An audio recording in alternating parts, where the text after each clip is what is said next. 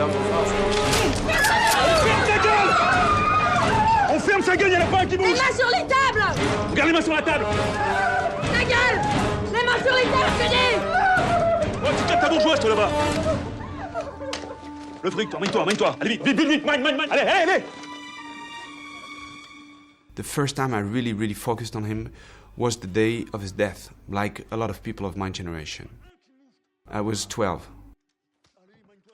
I was 12 years old, and actually I grew up and I lived in the 18th arrondissement, 18th district in Paris, and that's where he died. T'inquiète pas pour moi. Je vais où je veux.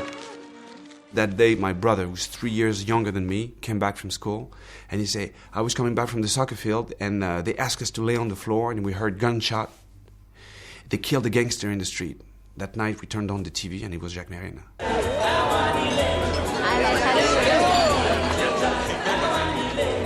Hola. Hola.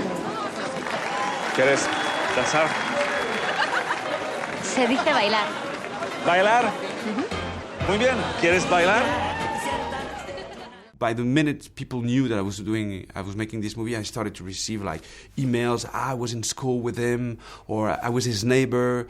My cousin knew his father, and even in the street, I remember he was in that cafe. Everybody knew it was him. He had this shitty wig on his head, and he was disguised, but nobody would say anything because we respected him, and people who didn't respect him were scared of him.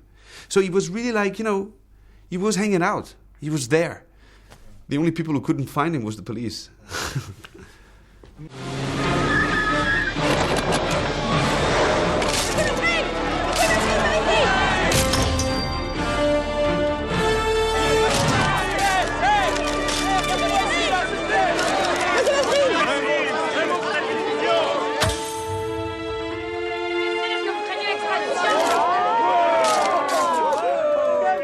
Mesrine was called the man with 1,000 faces.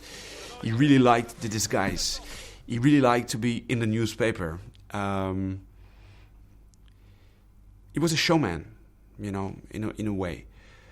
That I know, he was the first gangster to use the media for his own sake. That made him a star. Un mot pour nos téléspectateurs, s'il vous plaît. Juste un mot. Un mot, dites-nous quelque chose. N'importe lequel. Bah écoutez... Vas-y, prends-le.